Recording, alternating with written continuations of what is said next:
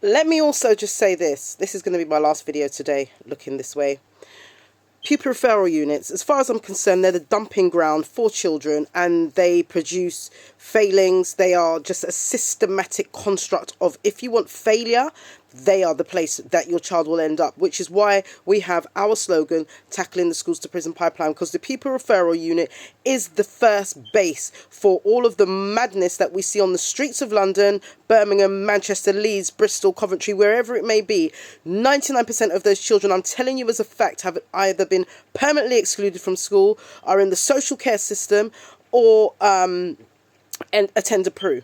So with regards to those are the places you do not want your children to be sent to. However, what is happening right now is that a lot of schools are using pupil referral units because they don't want to spend their own budget to get your child an educational healthcare plan assessment. That's the educational psychologist to come into the school. In some schools, it costs anywhere between £1,000 and £2,000. They don't want to spend the money. So it's easier for them to send your child to a pupil referral unit. They say for only up to 6 weeks so that they can manage their behaviour and get them assessed. But at the end of the day, many children, which I've seen over the years, end up staying in pupil referral units for the rest of their academic life. What tends to happen is in pupil referral units, you don't get anything other than a B, a D or a C grade. You're not really sitting the exams that you're supposed to sit. So some of the key exams, I've had some children who are geniuses, maths, English and science, A-grade students, top-tier students, who, because they couldn't manage or regulate their behaviour, have ended up in a pupil referral unit.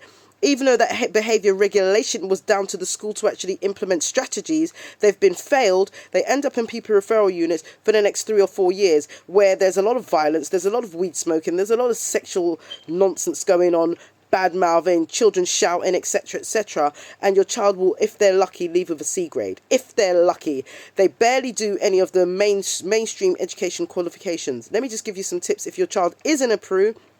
Number one, it's supposed to be a short-term measure to either correct any behaviour or put them into basic mainstream school. Number two, have a meeting with the head before your child begins there, that they have 3 months. So if your child, for example, is a C grade student, and what is the pupil referral unit working towards with your child after those 3 months to make sure that your child is now a B or a B plus or a B minus or an A grade student? Do you see what I'm saying? Do not allow any local authority to force you to keep your child in a PRU. You also have the option of actually going to Fair Access Panel if your child doesn't have an educational healthcare plan. Fair Access Panel sit in some boroughs every 6 weeks, in some boroughs every week. Contact the Fair Access Panel to get your child back into school. Peace.